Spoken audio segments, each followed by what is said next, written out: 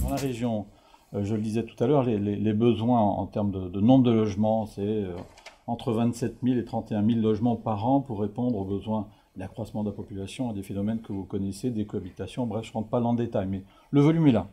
Et on a mis en chantier cette année 20 000 logements.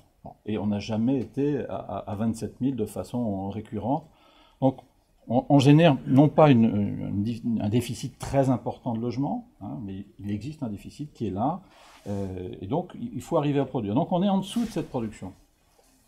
Quand on regarde les chiffres de vente, on est très loin des meilleures années, hein. On est à 3 400 ventes sur l'ensemble du territoire, c'est le chiffre que l'on peut retenir pour 2013, alors qu'on était à 4 900, près de 5 000 logements vendus en 2010. Donc certes, c'était une très bonne année. Voilà, on a quand même un décalage entre les deux.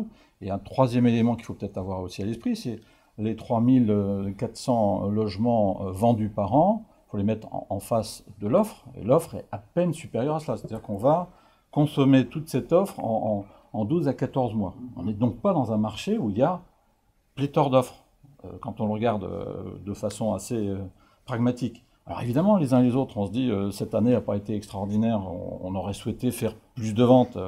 J'entends les 200 ventes que vous faites, on est à peu près pour ADI sur les mêmes volumes, on aurait souhaité en faire un peu plus. Donc il y a beaucoup de monde, il y a effectivement beaucoup d'opérateurs, c'est pas nouveau sur le marché nantais, parce que c'est un marché qui attire, avec des vrais potentiels à la fois de demande de propriétaires occupants et d'investisseurs. Donc la question, c'est de mesurer chacun la capacité à apporter une production qui correspond à la demande. Et là, je vous rejoins sur la question de la demande. Il y a effectivement de l'offre qui est aujourd'hui présente. Il en faudrait plus, à mon sens, pour répondre aux besoins, notamment des primo-accédants.